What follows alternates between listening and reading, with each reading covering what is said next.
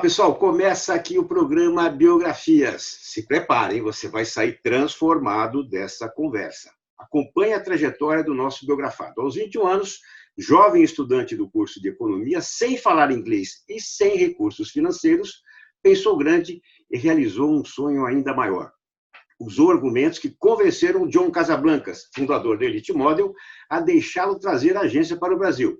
Muitos anos depois, teve a chance de vender uma ideia empreendedora ao atual presidente dos Estados Unidos, o Donald Trump, a quem conquistou e tornou seu sócio num pitch de 3 minutos que ele transformou em mais de 1 hora. Ricardo Bellino, empresário, empreendedor social, palestrante e escritor de best-sellers com livros publicados em vários países, como 3 Minutos para o Sucesso, Sopa de Pedra e O Poder das Ideias, entre outros. Ricardo Bellino, se você conquistou o coração de um homem como Donald Trump em 3 minutos, nós vamos ficar aqui por mais de 30. O que é que vai acontecer com a gente, hein? Forte abraço, que alegria tê-lo aqui. Obrigado pela confiança. Boa tarde, Elias. Boa tarde. Obrigado pela oportunidade de estar aqui com você, enfim, e com todos aqueles que estão nos assistindo nesse momento, né? E é uma alegria poder compartilhar. Eu acho que muito mais do que uma biografia de vida, é um momento de vida, né? Uma experiência e como essa biografia tem me ajudado a passar por essa fase, né? Que eu ressignifiquei esse termo quarentena ou isolamento, eu ressignifiquei como sabático, né? E quero dizer que tenho encontrado dentro de uma rotina de vida que eu criei, uma nova rotina com uma nova disciplina, um ambiente muito criativo, um cenário de grandes oportunidades que eu estou construindo.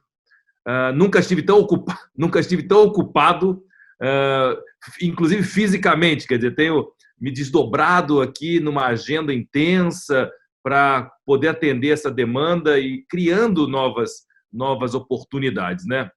Eu, na verdade, deixei 2 iniciativas acadêmicas, né, pela metade, tanto direito quanto a economia, para me graduar naquela que eu reputo a minha grande escola, que é a minha escola da vida, né? E que passou a se tornar o meu grande projeto de vida, o meu projeto de, enfim, legado para compartilhar um pouco dessas experiências que eu acumulei ao longo da minha vida e que eu acho que tem me servido muito nesse momento de apoio, de resiliência para poder construir, né, esse estado mental aberto para novas possibilidades, né? Eu digo que certamente não há nenhuma dúvida que esse temporal vai passar, né? Pode ser que demore alguns dias ou semanas a mais do que nós gostaríamos, mas ele certamente passará, como outros temporais passaram no passado, né? Cabe a nós, e eu digo que ao abrirmos a janela, né, nós vamos encontrar o dia seguinte, né, desse temporal. E nesse dia seguinte desse temporal, normalmente poderemos avistar um arco-íris, né? E lá no fundo do arco-íris, lá no final do arco-íris, vai ter um pote. O que você vai encontrar no pote, que seria ouro, né? Normalmente na fantasia, né, do conto de fadas, ou coisa pior, ou nada, a depender de como você vai conduzir os passos, está conduzindo nesse momento os passos para nessa nova caminhada, né? Então, eu diria que tem sido um momento muito interessante de me ressignificar, de me dar a oportunidade de um encontro muito íntimo comigo, de oportunidade de me convidar para almoçar e para jantar e para debater ideias e me conectar com pessoas pelas plataformas digitais, como nós estamos aqui fazendo essa entrevista. Enfim, eu tenho a plena certeza de que ao sair dessa temporada, né, desse sabático, eu vou sair uma versão melhor de mim mesmo. E fiquei muito lisonjeado com o seu convite, até pela própria, enfim, né, sua própria trajetória de biografar histórias de pessoas tão importantes, inclusive um querido e saudoso amigo, Samuel Klein, que foi seu biografado também. Enfim, né, de poder, inclusive, dizer que eu acho que esse momento tão valioso de poder trocar experiências com você, que tem escutado tantas histórias e tem reproduzido essas histórias, né? Muito mais do que as histórias em si mesmo, né? E o que aconteceu, e até diria que grande parte dessa biografia, né, está publicada e acessível, né, dentro dos canais hoje que nós podemos acessar, especialmente o Google. Então, queria, na verdade, destinar a maior parte do tempo aqui que você me convidou a participar para esse bate-papo, para chamar um pouco a atenção das pessoas, menos em fazer uma autobiografia ou um exercício egóico, né, das minhas conquistas, né, mas prover às pessoas, né, um pouco desse sentimento, desse entusiasmo, desse sentido, né, de olhar para frente e olhar para um mundo melhor, né, que a gente possa ser parte dessa reconstrução, né? E para isso a gente precisa voltar-se para dentro, né? A gente precisa ter um olhar para dentro de nós mesmos, né? Tentar reconhecer algumas questões, alguns desafios, algumas dificuldades, algumas objeções, para que a gente possa realmente sair daqui renovado, se permitir abrir para novas habilidades, se dar a oportunidade de estudar temas diferentes, se dar a oportunidade de transformar e ressignificar no extremo, né? No extremo, esse cárcere privado, num sabático, em se dar a oportunidade de estudar e ler e aprender coisas novas, né? Para assim, nos colocarmos dentro de uma perspectiva de reinventar-nos, né? De criarmos cenários diferentes. Eu acho que esse é um papel que eu recebo e assumo com muita alegria e responsabilidade ao mesmo tempo, de poder ser um agente de inspiração e de transformação nas pessoas, né? Eu tenho, ao longo da minha trajetória, né, sendo colocado a testes, né, grandes testes, né, de resiliência, né, e de inteligência emocional, e me alegro por todas as dificuldades que eu vivi, por todos os grandes desafios que se opuseram na minha vida, porque eles me deram a coragem, o atrevimento e a paz para poder viver neste momento de tantas indefinições e tantas dúvidas, né, e incertezas sobre o futuro, que eu quase te diria que a minha vida tem sido tanto esse processo de quebrar essas objeções que eu me sinto quase que no meu habitat natural, né? O caos, para mim, ele é um ambiente muito amigável. Eu não tenho problema de estar no caos. Eu convivo bem dentro do caos, eu consigo ter uma visão, vamos dizer, bastante periférica e não deixar me contaminar, né, por todo o contexto, né, e a conjuntura. Eu acho que a gente vive hoje uma pandemia do pânico, né, muito mais grave do que a própria pandemia do Covid-19, que certamente vai deixar muitas sequelas. Muitas pessoas sairão dessa tempestade, né, com muitas sequelas, e vai haver a necessidade de curativos, né, emocionais e de vacinas para ajudar as pessoas a resgatar e reconstruir a sua autoestima, a sua alegria, a sua confiança. E eu acho que disso que se trata, né? Eu acho que qualquer oportunidade que eu tenha, pelo menos, de poder compartilhar da minha história, eu acabo preferindo doar esse tempo para as pessoas e devolver isso de uma maneira amorosa, em poder provocar esse redescobrimento ou essa consciência que permitirá libertar as pessoas desse medo que paralisa, né, e que destrói sonhos, que mata projetos. E eu acho que é nossa responsabilidade, tanto sua como biógrafo, né, de tantas histórias importantes, como nós, autores dessas histórias, né, dessas aventuras empreendedoras, né, que, bom, contadas depois... Também, né? Claro, da história também. Protagonistas de histórias também, né, que você é também. Então, assim, eu acho que essa palavra muito, que eu gosto muito, eu acho que é um momento para que as pessoas se percebam e reconheçam protagonistas das suas histórias. Que cada pessoa se perceba e reconheça e aceite a oportunidade de escrever a sua biografia, né? Quer dizer, quantas milhões de biografias podem ser escritas nesse momento, ou deveriam estar sendo escritas nesse momento? E você, como um grande biógrafo, com uma referência e uma grande autoridade, é um provocador desse pensamento. Eu acho que, eu acho que a ideia de nós podermos aqui nesse momento, nesse bate-papo, provocarmos nas pessoas essa iniciativa. Pega um pedaço de papel, pega um lápis, escreva, não importa a forma, o que importa é a manifestação, é você perceber-se protagonista da sua vida. Mesmo que a sua vida hoje esteja sendo um drama, não tem problema, você vai solucionar esse drama.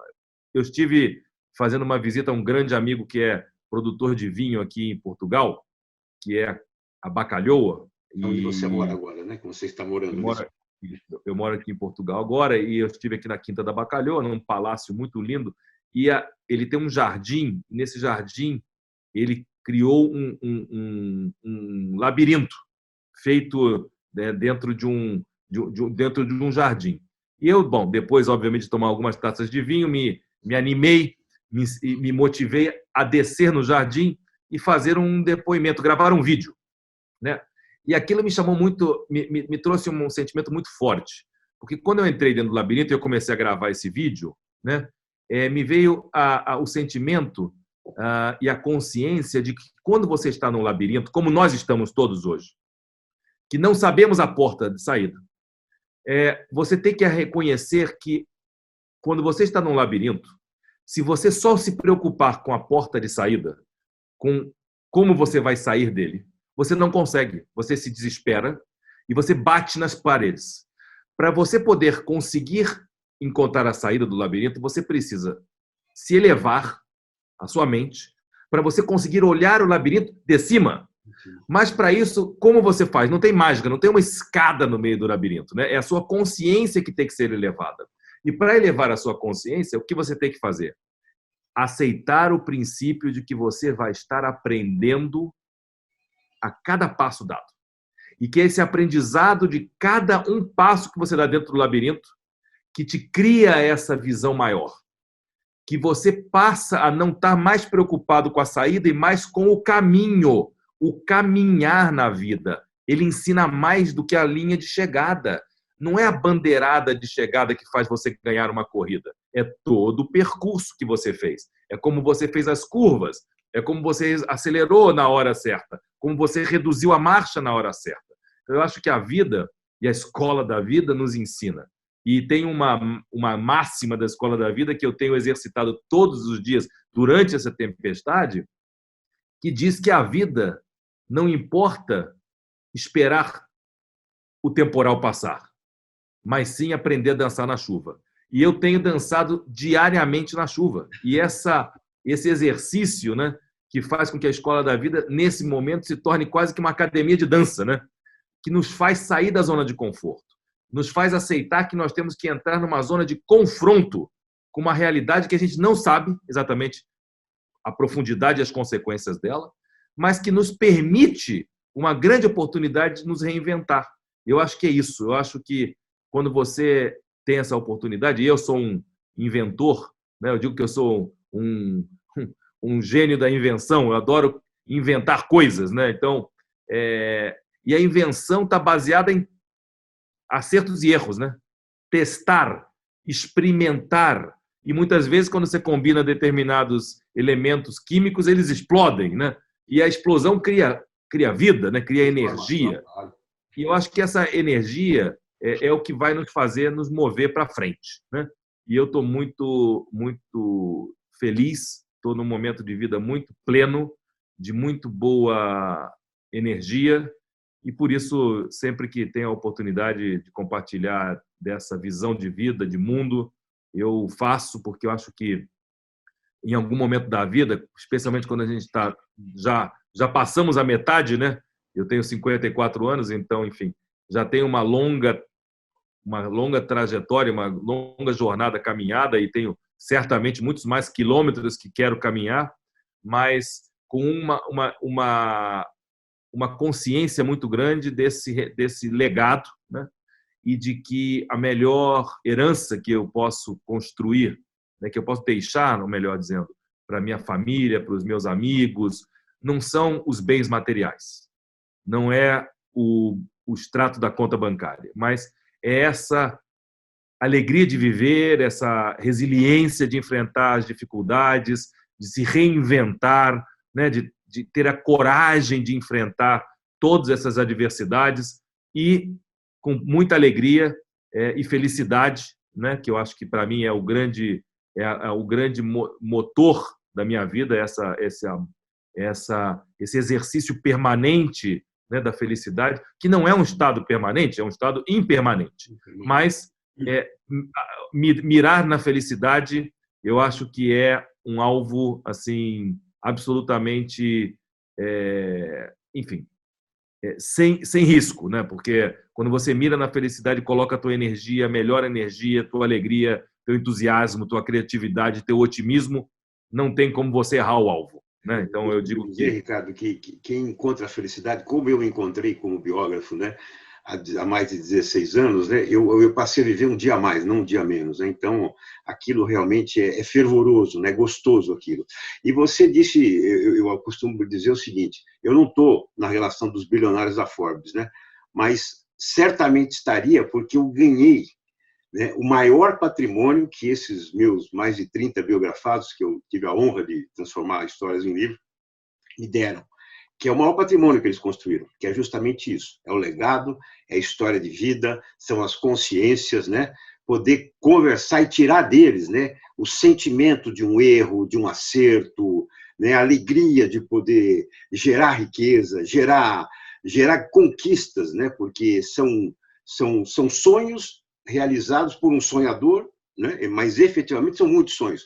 Gente que forma os filhos, que compra suas casas, que se forma, que viaja, conhece o mundo, enfim. Então, não dá para entender, né, a extrema dimensão de um ato empreendedor, como você já viveu e vive isso constantemente, como outros também que eu conheço e que você também conhece. Então, empreender efetivamente é gerar riqueza, né, é realizar sonhos, né, alheios e também os próprios sonhos. Ricardo, bom, já deu para ver, eu vou topar esse teu desafio, vamos deixar a biografia, tirar só dela alguns pontos do teu legado, né, e vamos ficar nesse papo, que eu acho que é o que está precisando mesmo. Nessas conversas que você está tendo e que nós estamos tendo com nós mesmos, né, esses convites que você brilhantemente falou, que você faz a você mesmo para almoçar, para jantar, para ler a Bíblia, enfim, né, para fazer tanta coisa bonita, né? Que Ricardo você conheceu que você não conhecia nesses tempos de confinamento? Se eu quero fazer uma menção aqui, você falou daquele pote ao final do arco-íris, né? Que eu li um texto teu, primeiro dia do resto das nossas vidas, maravilhoso, depois manda para a gente poder compartilhar nas mídias sociais. Então, que Ricardo você conheceu? Você falou, poxa vida, eu não sabia que o Ricardo era assim. Olha, né, você sabe que tem vários Ricardos, né? Não é só um. E eu até brinco, e outro dia, simbolicamente, né, eu fiz um jantar e tenho feito, né, almoços e jantares e cafés da manhã para mim, né? É o gourmet. Não, e tem sido um ritual, assim, eu criei uma pauta, né, e uma rotina que tem me ajudado muito nesse processo, onde eu me disciplinei, né, uma conduta, né, uma série enfim, de compromissos comigo mesmo, de coisas tão simples quanto levantar, tomar um banho, me arrumar para descer para tomar café. Eu não vou tomar meu café descabelado de pijama e vir trabalhar o dia inteiro de pijamas e Crocs só porque eu estou em casa, porque o meu estado mental precisa entrar numa outra dimensão onde eu estou produzindo, então eu preciso estar me sentindo bem. E aí, outro dia eu fiz um jantar aqui, era sexta-feira retrasada, e eu servi 3 copos. Eu servi meu jantar e coloquei 3 taças de vinho. E servi um pouquinho em cada uma. Porque eu disse que, na hipótese de estar sozinho, eu gosto de ter a companhia de amigos, né, da família. Eu disse o seguinte, eu vou convidar, vai ser um jantar a 3, né? Me, myself and I. Né? Então, um jantar a 3. E é muito interessante poder conviver com esses Ricardos, né? O Ricardo que tem que encontrar nessa disciplina, né? Nesses rituais, uma maneira de de criar essa sanidade, né, que precisa ser criada para você não entrar num tédio, né? Porque hoje eu vivo um contrassenso total da grande maioria das pessoas. O tempo está passando muito rápido para mim. Assim, o dia aqui em Portugal, né, já são 4 horas a mais do que no Brasil, então, enfim, e o meu dia já está do meio para o fim. Então, assim, eu já cumpri uma agenda, tenho mais coisas para fazer, enfim, e ao contrário de quem não se cria uma pauta e o tempo não passa, então é um sacrifício, porque aí você vive aquela letargia, né, de não conseguir, de as coisas não acontecerem, então você vai ficar ligado numa televisão e você vai se contaminar com aquelas informações tóxicas, ou você vai ficar compartilhando nas suas redes sociais só notícia catastrófica, e aí você acaba fazendo parte do movimento pela pandemia do pânico, que fica disseminando o vírus do pânico, né, e contaminando muito mais, e com certeza, considerando que nós somos 3 bilhões e 800 milhões de usuários de redes sociais, meu amigo, uma mensagem apenas, compartilhada com mais uma mensagem, afeta e infecta o mundo inteiro de 7 bilhões de pessoas, né? Então, assim, é uma questão muito importante que eu acho que mereceria e merece uma grande reflexão sobre a perspectiva da responsabilidade que nós temos como agentes difusores de notícias e influenciadores. O influenciador não é apenas aquele que tem 1 milhão, ou 10 milhões, ou 100 milhões de seguidores. Você pode influenciar e você influencia uma pessoa apenas. Se você mandar uma mensagem ruim para tua filha, para o teu filho, para tua esposa, para o teu marido, para o teu sócio, você está contaminando essa pessoa. Então, leia antes, pense bem. Pensa se você quer abrir a mensagem ruim. Porque, meu amigo, é o seguinte, o mundo é grande. O mundo é grande demais para quebrar. Os americanos já diziam isso há muito tempo. It's too big to fail. Então é o seguinte, pode ter certeza que não há limites para os investimentos na área de saúde, tecnologia aplicada à medicina, e vão resolver, inclusive, tenho certeza que já há uma corrida pelo aquele que vai fincar a primeira bandeira como salvador da pátria mundial, que vai se dar o crédito que encontrou a solução do problema. Então, não se preocupe com isso, porque existem interesses muito maiores, os quais nós não controlamos e que estão sendo, neste segundo, geridos para achar essa solução. Os mercados acionários já estão reagindo, as bolsas já estão subindo de novo. Então é o seguinte, é vida que passa, é mais um temporal, com mais ou menos, vamos dizer, extremismos dos governantes, com lockdowns horizontais ou verticais. Bom, tudo isso são questões políticas que estão associadas enfim, a movimentos pelo controle da pandemia, que eu acho que faz sentido. Eu acho que tem que ter, tudo na vida tem que ter bom senso, né? Tudo dentro do bom senso, visando a segurança das pessoas, eu acho que é válido sempre quando você avalia as causas e principalmente os efeitos, né? Qualquer decisão tem que ser ponderada pelas duas faces, né, dessas decisões. Então, o que eu diria é isso. Eu acho que a gente precisa ter essa consciência, né? E nesse momento eu tenho tido essa oportunidade, tenho desfrutado, posso dizer, do tempo que eu estou conseguindo criar de qualidade para criar novos projetos, novos negócios, novas sociedades, novos amigos, e viver isso. Quer dizer, eu acho que aceitar esse momento, viver intensamente, sem coitadismo, sem fatalismo e, enfim, estar preparado para o dia seguinte, né? A gente tem hoje a oportunidade e a obrigação de nos preparar para o dia seguinte. Bom, queria agora que você, já pegando algumas passagens da sua biografia que efetivamente vão deixar também um legado, um aprendizado para nós. 21 anos, estudando economia, duro, sem falar inglês, né? Falou, eu vou pegar essa estrela com a mão. Né? E eu costumo brincar dizendo o seguinte, você quer abalar um sonho, pergunta para um amigo o que ele acha da tua ideia. Você quer destruir, pergunta para 5. Né? Não por maldade, porque as pessoas têm medo de mudança, têm medo do novo, né, do arrojo e tudo mais. Sem dinheiro, obviamente, muitos falam, bom, não dá nem para imaginar um negócio desse. nessa hora, é preciso dinheiro ou é preciso atitude? Atitude, sem dúvida nenhuma. Você colocou uma coisa que, para mim, é uma grande crença. Eu digo o seguinte: a maior mentira do mundo é que você não pode se atrever a fazer alguma coisa só porque não tem dinheiro, habilidades específicas, amigos no setor, né? Um diploma. E muito mais importante do que isso, cuidado com seus amigos, porque eles são os melhores destruidores dos seus sonhos, né? Como você disse. Então, às vezes eu prefiro ouvir a opinião de um inimigo em potencial, porque quando os amigos chegam para você e dizem: você está louco, isso não vai acontecer. Bom, no meu caso, é o pior que uma pessoa pode fazer, porque assim ele realmente me faz ter certeza que eu tenho que manter o meu rumo e o meu entusiasmo na diligente missão de fazer acontecer. E eu acredito demais também naquele pensamento de Walt Disney, né, que dizia que ele adorava o impossível, porque no impossível ele tinha muito menos concorrentes, né? E eu, como não gosto mesmo de concorrência, todas as vezes que alguém dizia para mim que era uma loucura absoluta, eu tinha certeza que eles não iam nem se atrever a tentar.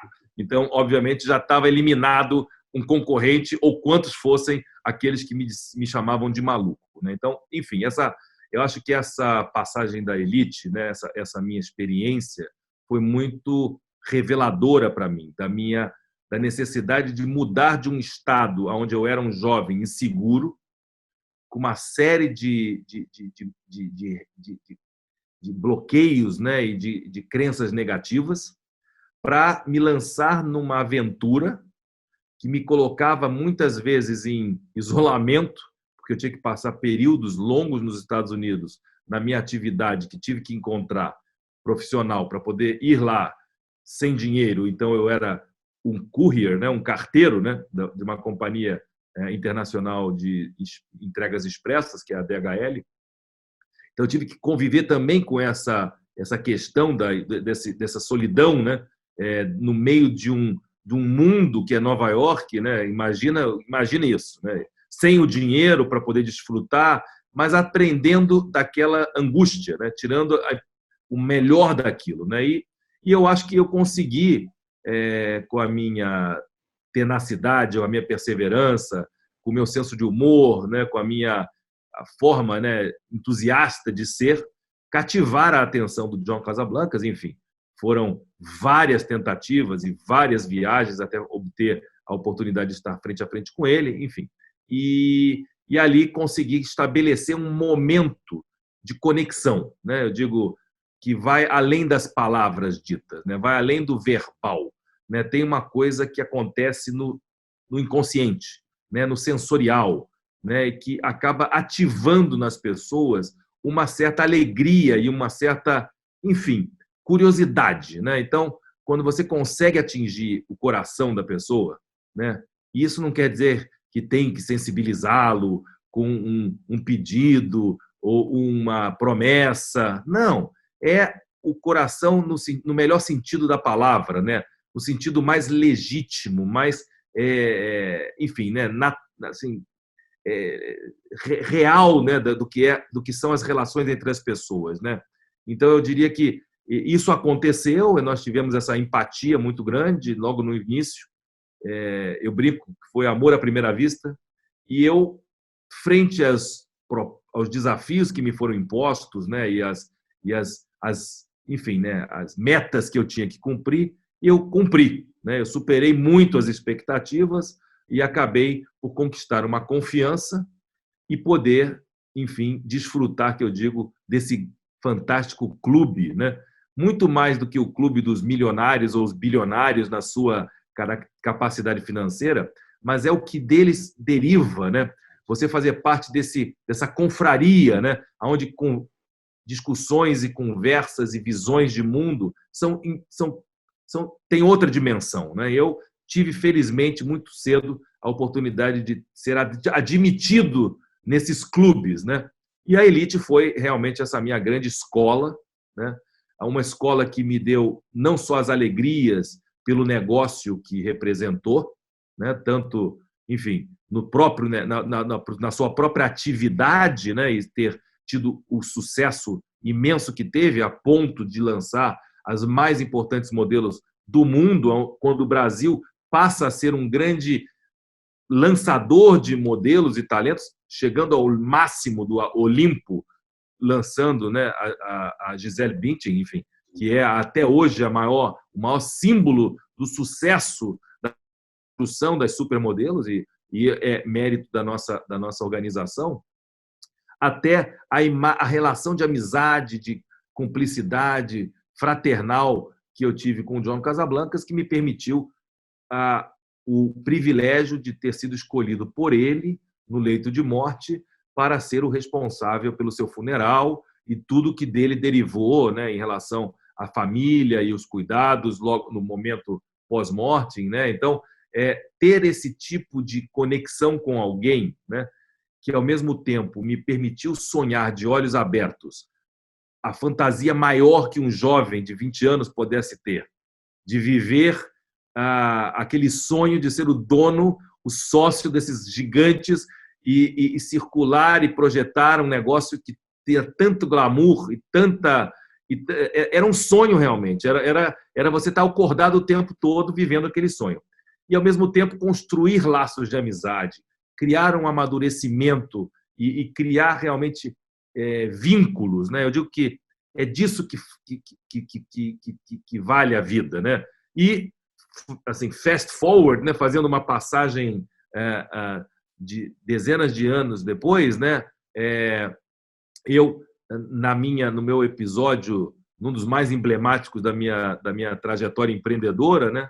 Que foi, então, esse episódio aí com o atual presidente, na época, o empresário Donald Trump, que ganhou essa notoriedade, né, pela característica um pouco bizarra de ter sido, enfim, desafiado por ele, que já tem a fama de ser um sujeito difícil, né, para que eu, em 3 minutos, então, o convencesse, né, primeiro, acessar esta pessoa demandou não um favor ou não enfim, uma conexão com algum amigo próximo, mas foi a construção de uma relação de amizade e confiança que eu desenvolvi com o John Casablancas de 2 décadas naquela época, né? Porque isso aconteceu 20 anos depois que eu conheci o John Casablancas, e que permitiu que ele, com muita alegria e muito entusiasmo, fizesse uma carta de recomendação do seu filho, quase, e ele usou essa expressão.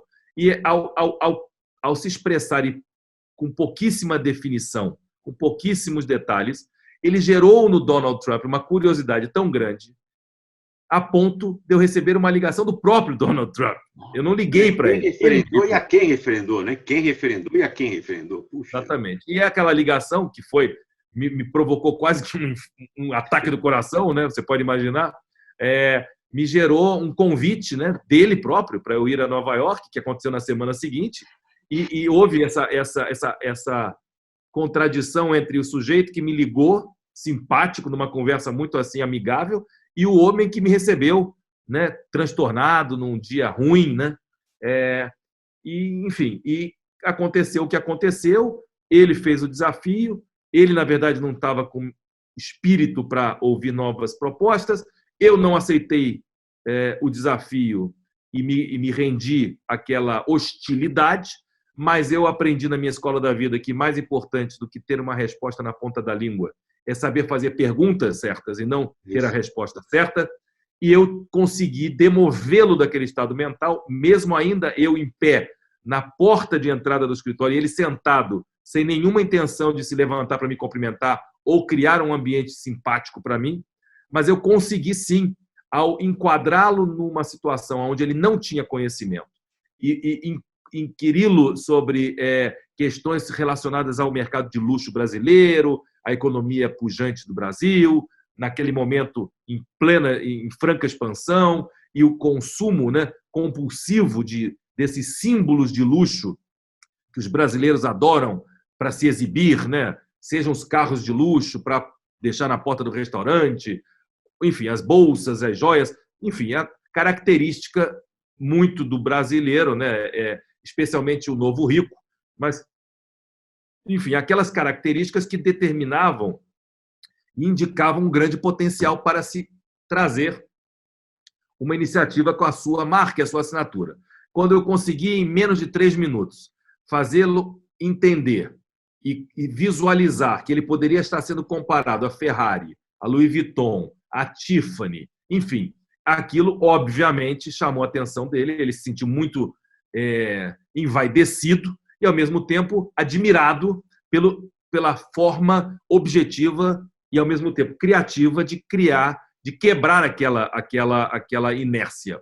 E, obviamente, o que acabou acontecendo, bom, virou lenda, virou livros e virou histórias que até hoje me rendem muitos artigos, mas, enfim, ele acabou, então, convidando aqueles colaboradores deles que estavam na sala para se retirar, ficou comigo mais de 1 hora conversando, e mesmo antes de entender que negócio que era, trocamos ideias, falamos de vida, tiramos fotografia juntos, antes de eu receber, inclusive, o cartão de visita dele. E depois, obviamente, fui para o escritório com a sala de reunião com o seu advogado e procurador, e 24 horas depois tínhamos um acordo de intenções assinado por ele. Então, eu diria o seguinte, não há nada que é impossível quando você tem uma atitude correta, quando você tem verdade, quando você tem transparência, quando você não quer impressionar as pessoas.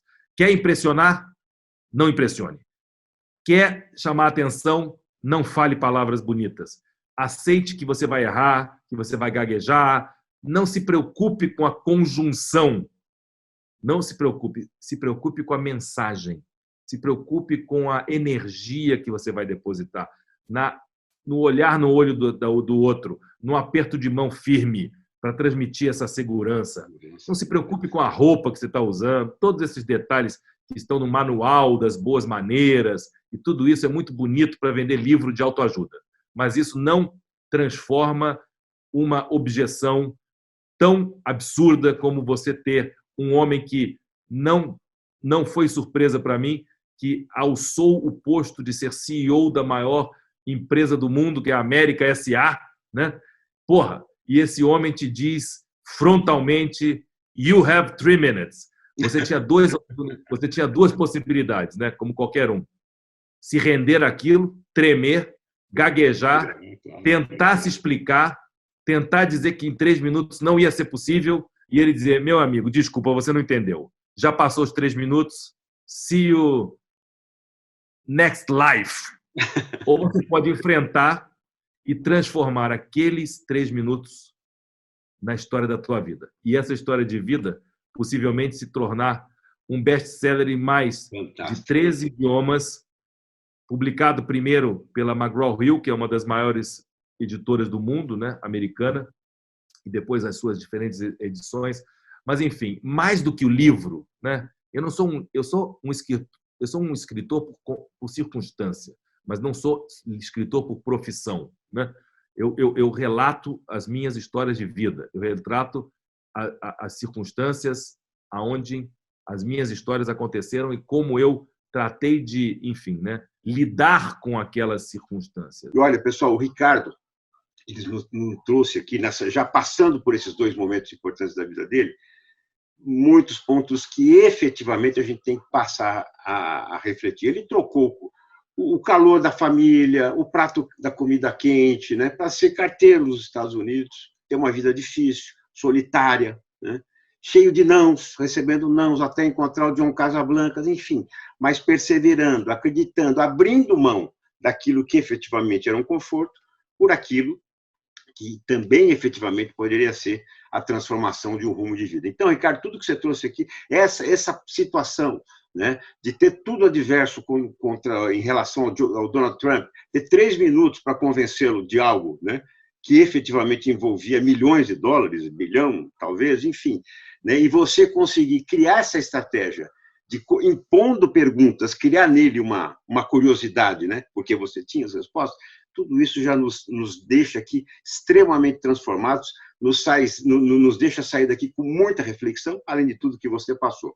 Bom, Trump te deu 3 minutos, né, um pitch, para vender uma ideia. Você já nos vendeu a tua vida, que maravilhosa, já estamos aqui aguçados, querendo colocar isso em prática, né, numa conversa de dezenas de minutos aqui, mas para encerrar eu vou te dar 1 minuto só. Então, ó, na mosca aí, flecha na mosca.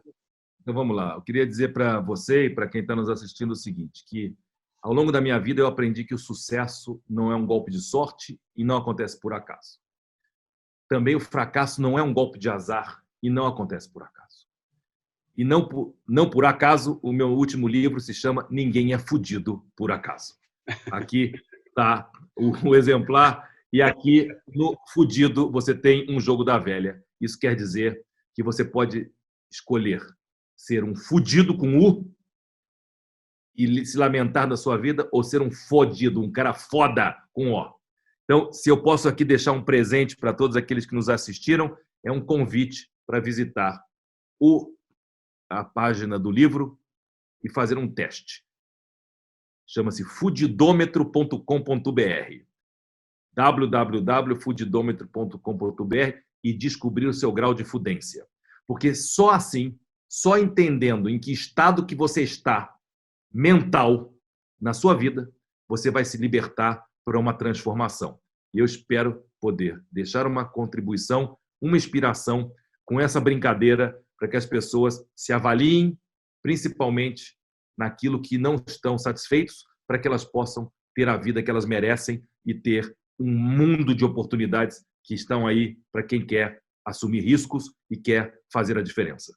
Muito bem. Então, olha, entre no Fudidômetro e agora, quem vai escolher, né? Eu só vou contar a tua biografia depois. Se ela vai ter U ou vai ter O, é você que vai definir, com certeza, pessoal. Ricardo, que delícia esse papo. Ricardo Bellino, empresário, empreendedor social, palestrante, escritor com vários best-sellers publicados. Olha, obrigado por esse papo gostoso e certamente a gente vai voltar a bater mais um papo em relação à vida, à tua história de vida e principalmente aquilo que você viveu, transformou e agora está devolvendo para a gente. Forte abraço, muito obrigado, Ricardo. Obrigado a você, Elias. Um grande abraço a você e parabéns pelo teu trabalho. Obrigado, para nós todos. Obrigado. Pessoal, esse foi Ricardo Bellino, com esse papo, com essa conversa deliciosa e também transformadora, e espero vocês no próximo programa. Valeu! Até a próxima. Tchau, tchau.